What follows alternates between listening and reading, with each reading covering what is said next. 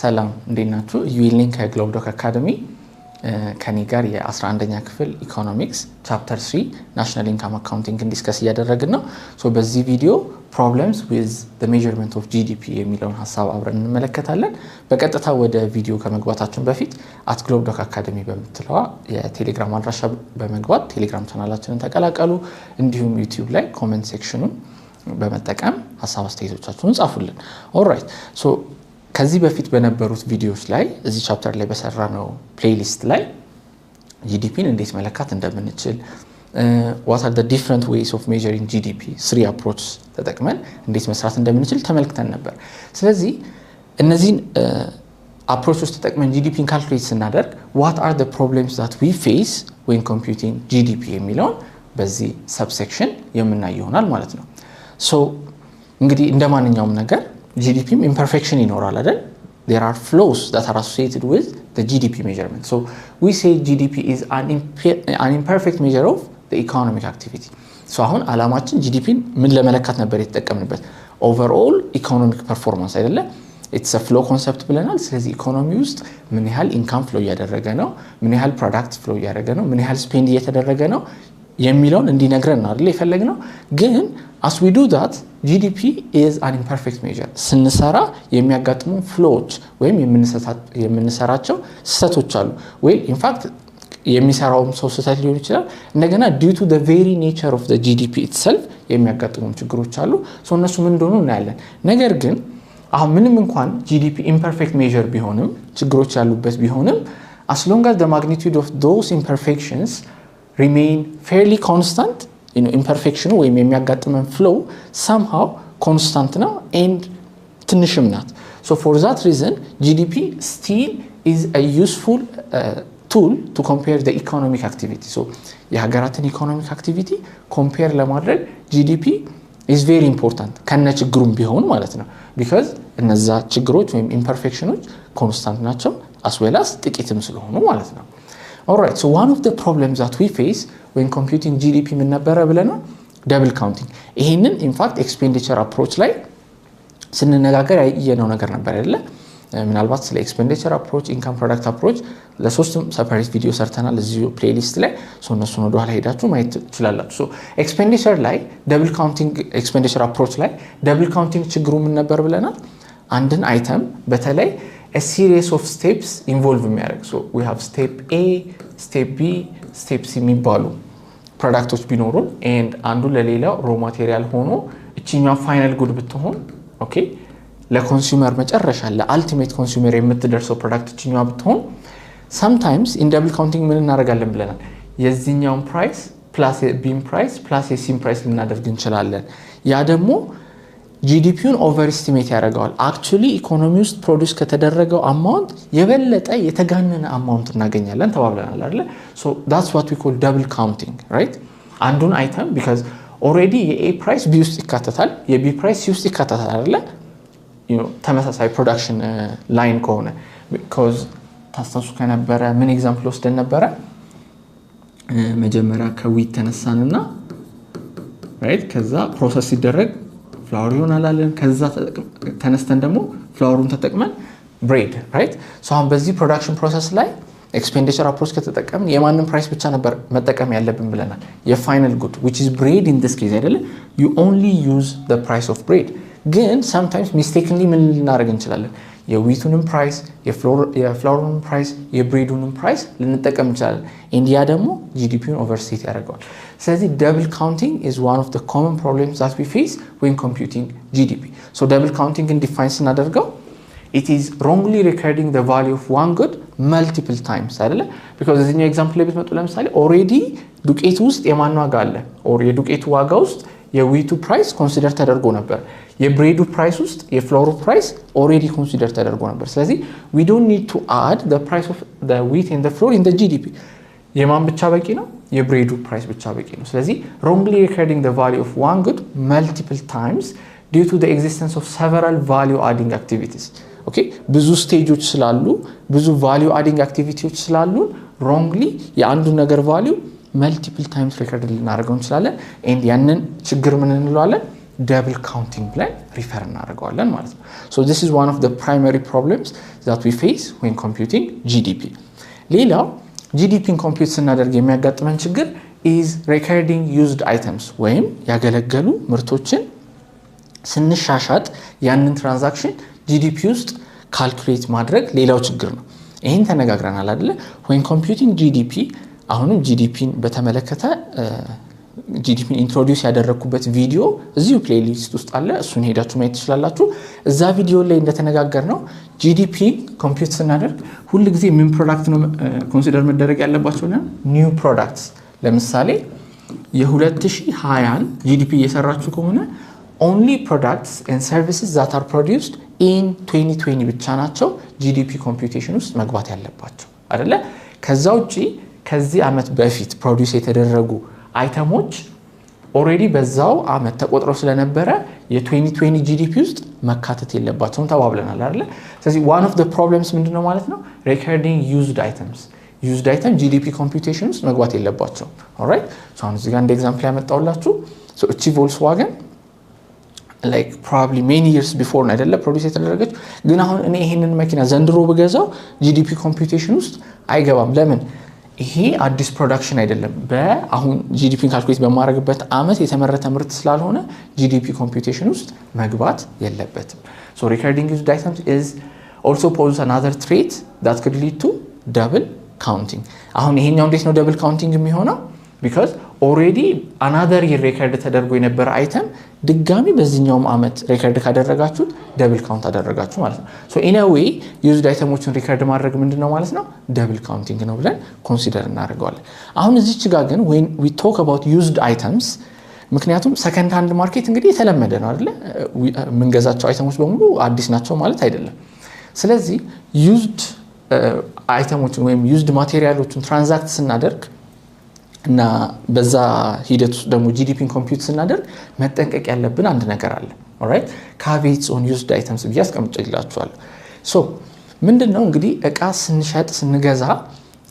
ሻጭና ገዢ ብቻ አይደሉም አይደል usually transaction ውስጥ ኢንቮልቭ የሚያደርጉት በተለይ ተለቅ ያሉ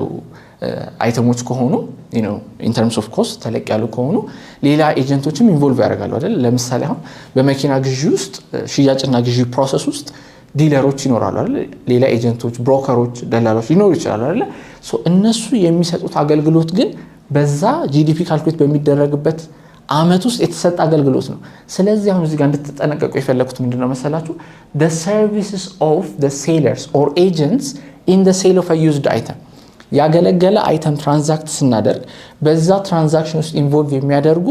ደላሎች or any other agents የሚሰጡት አገልግሎት አለ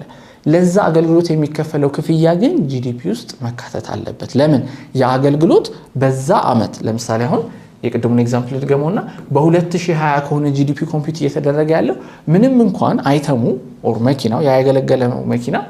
በሌላ አመት የተመረተ ቢሆንም ደላሎቹ እየሰጡ ያሉት አገልግሎት ግን በዛ አመት ስለሆነ the service that they provide ለሱ የሚከፈላቸው ኢንካም ምን ውስጥ መካተት አለበት GDP ውስጥ መካተት አለበት ሶ ስለ used items ስታስቡ መጠንቀቅ አለባችሁ የራሳቸው የused items value አይካተትም ነገር ግን ያንን used item ያሻሻጡ ኤጀንቶች ካሉ ለነሱ የሚከፈላቸው ገንዘብ እነሱ የሚያገኙት ኢንካም has to be included in the GDP okay እቺን ፖይንት በደንብ ያዟት all right ሌላ እንግዲህ I think አዲስ አበባ መገናኛ ሜክሲኮ አካባቢ እንደዚህ አይነት አይተሞች የሚሸጡ ሰዎች ታያላችሁ አይደል ኢሌጋሊ ሶ እዚች ጋር ብራንዷን በመቶ ቢያስቀምጬላችኋለሁ ያው እንደዛ ይያሉ ስለሆነ የሚያስተዋውቁት ሶ ይሄኛውን ኢኮኖሚ መንግስት የማያውቀውን ኢኮኖሚ the informal sector ወይም ደግሞ the underground economy እንለዋለን አሁን እንግዲህ ይሄን ያነሳነው ከGDP ጋር አያይዘን ስለሆነ obviously ይሄንን ነገር መንግስት ስለማያውቀው ይሄንን ግብይት መንግስት ስለማያውቀው GDP ውስጥ አናካትተው ወይ አሁን ይሄን ነገር የሚሰሩበት ምክንያት የተለያየ ሊሆን ይችላል አይደል ታክሲ ቤድ ለማድረግ ሊሆን ይችላል or sometimes ደግሞ illegal የሆኑ ትራንዛክሽኖች ሊሆኑ ይችላሉ so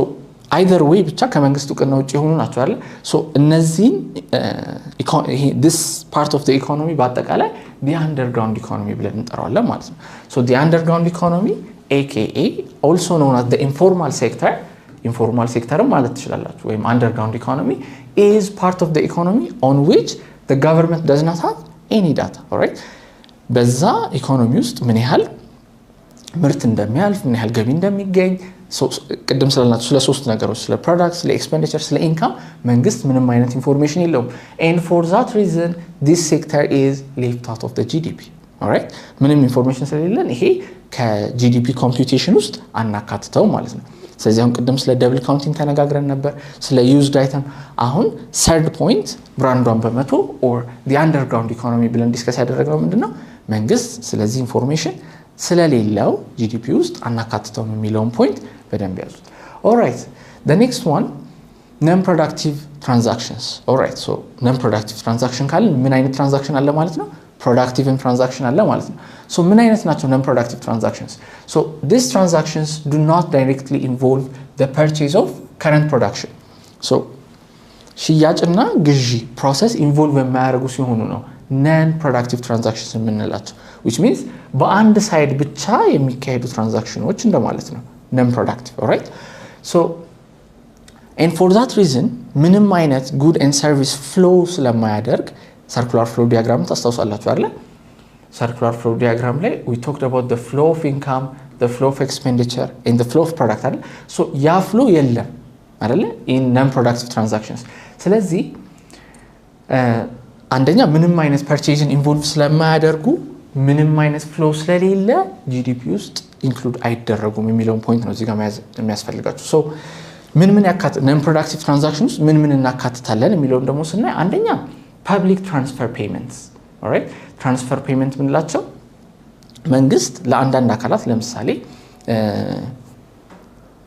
በኑሮ ዝቅተኛ ናቸው ተብሎ ለሚታሰቡ አካላት ወርሃዊ ድጎማ ሊሰጥ ይችላል so that's a typical transfer payment ምክንያቱም እነዚህ ሰዎች ያንን ገንዘብ ተቀብለው in return የሚሰጡት ምንም አይነት ምርትና አገልግሎት የለም for that reason እሱ non productive transaction ይባላል non productive transactions ደግሞ ምን ብለናል GDP ውስጥ include አናደርጋቸው the next one unemployment compensation ስለዚህኛው income approach ላይ ተነጋግረናል አይደለ unemployment compensation ምንድነው ብለናል or unemployment benefitም ልንለው እንችላለን አንዳንድ ሀገራት ስራ አጥ ለሆኑ ዜጎቻቸው you know on a certain በሆነ time basis benefit ሰጥቷል ወይም ድጎማ ያደርጉላቸዋል አይደል ስለዚህ ያ ለስራ አጦች የሚደረግ ድጎማ non productive transaction ነው ለምን ቅድም እንዳልነው በምላሹ ምንም አይነት ምርትና አገልግሎት ስለማይሰጥ ስለዚህ unemployment benefit is excluded out of the GDP ለምን non productive ስለሆነ alright reasoningንም ያወቃችሁ ሌላ monetary payment ቅድም ያልናቸው social security subsidy መንግስት በአንድ አቅጣጫ የሚያደርጋቸው ድጋፎች በሙሉ non productive ናቸው ሌላ እዚህ ጋር ምን ማካተት ይችላልላችሁ ለምሳሌ public transfer payment ላይ ፔንሽን ጡረታ አይደለ ጡረታ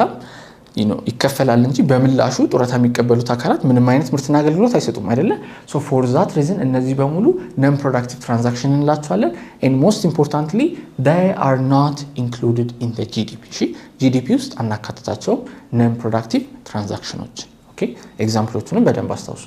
all right ሌላ non traded goods የምንላቸው ደግሞ አሉ non traded goods and services all right so አሁን ለዚህ ጥሩ ኤግዛምፕል የሚሆነው ምንድነው መሰላችሁ voluntary works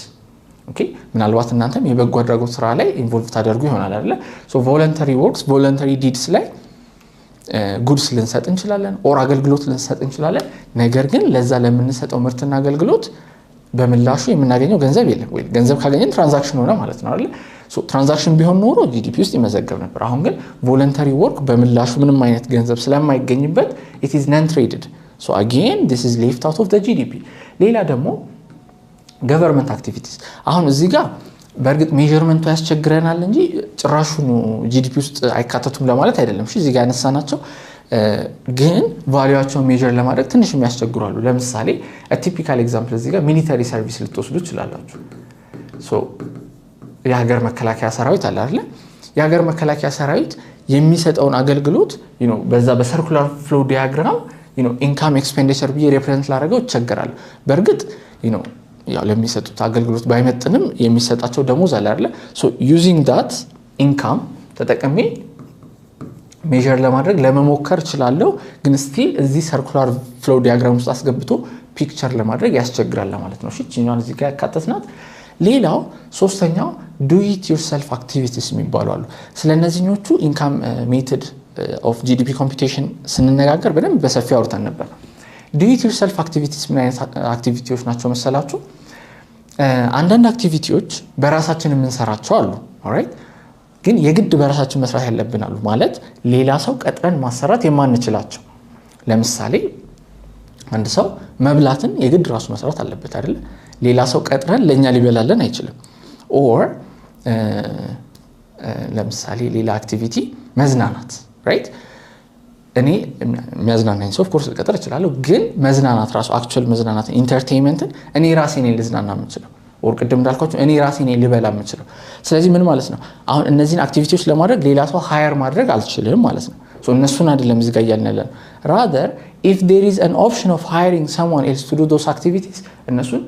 do it yourself activities ብለን ሪፈር ያደርግን ያለነው እነሱ ነው እሺ ለምሳሌ እኔ ለራሴ ምግቤን ኩክ ማድረግ እችላለሁ ወይም ሌላ ሰው ኩክ እንዲያደርግልኝ ሃየር ማድረግ እችላለሁ ራይት so እንደዚህ አይነት አክቲቪቲዎችን do it yourself activities እንላቸዋል where you have an option of ያው do it yourself እንዲሁ ቃል በቃል ተርጉመን ነው ሳይሆን in economics do it yourself activities ተብሎ ሪፈር የሚደረገው ምን እንደሆነ እየነገርኳችሁ ነው እሺ ሌላ ሰው ሃየር የማድረግ ኦፕሽን ካላችሁ ነው do it yourself activities የምንላቸው so ምንድነው መሰላችሁ እዚህ ጋር ፖይንቱ ሌላ ሰው መቅጠር እችል ነበር ግን ራሴ ከሰራሁት በቀጥር ኖሮ ይሄን ያህል ገንዘብ ከፍል ነበር ብዬ GDP ውስጥ ኮምፒውት አደርጋለሁ ወይ ነው አሁን እዚህ ጋር መመለስ የፈለግነው ጥያቄ so the answer is no ስለዚህ ምን ብለን ኮንክሉድ እናድርግ መሰላችሁ self consumed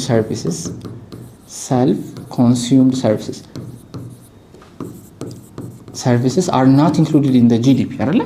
or አሁን ሌላ ኤግዛምፕል ለምሳሌ አንድ ወላጅ ልጆቹን ራሱ ሊያስጠና ይችላል አይደለ or ሌላ ሰው ቲቶር ቀጥሮ ደግሞ ሊያስጠና ይችላል አይደለ ስለዚህ አንድ ወላጅ ራሱ ልጁን ሲያስጠና ቲቶር በቀጥር ኖሮ ይሄን ያህል ከፍል ነበር ብሎ ለራሱ ክፍያ አይከፍልም አይደለ so for that reason ያንን do it yourself activity ውስጥ ከተዋል ስለዚህ if the service is consumed by the household ራሱ አገልግሎቱን ሰጥቶ አገልግሎቱን ራሱ ኮንሱም ካደረገው ያ GDP ውስጥ ኮንሲደር አይደረግም ስለዚህ you have to make sure that እቺን ኮንሰፕት አንደርስታንድ ማድረጋችሁ እሺ ሰርቪሱ ሰልፍ ኮንሱምድ ከሆነ GDP ውስጥ ኮንሲደር አይደረግም ያ ነገር ግን ሌላ ሰው ሃየር አድርገን ብናሰራው ኖሮ GDP ውስጥ ይካተት ነበር so by do it yourself activities ይሄን ይያልን ነው ማለት ነው we are talking about self consumed services all right እንደውም ይሄንን ኤግዛምፕል ለማሳየት ምን ሚል ሰጥቻችሁ ነበር ኢንካም አፕሮች ላይ when a person marries his own household cook GDP ቀንሳል ሚል ኤግዛምፕል ተነጋግረን ነበር አይደል ሶ የበለጠ ለመረዳት ከፈለጋችሁ የኢንካም አፕሮችን ቪዲዮ ሄዳችሁ ቼክ አድርጉት ኦልራይት ስለዚህ እነዚህ GDP ኮምፒውቴሽን ውስጥ አናካትታቸው ማለት ነው ሶ መጠንቀቅ ያስፈልጋል ማለት ነው so these are the problems that we face when computing GDP ፕሬዘንቴሽኑን ስንጀምር እንደተነጋገርነው ምን ተባብለን ነበር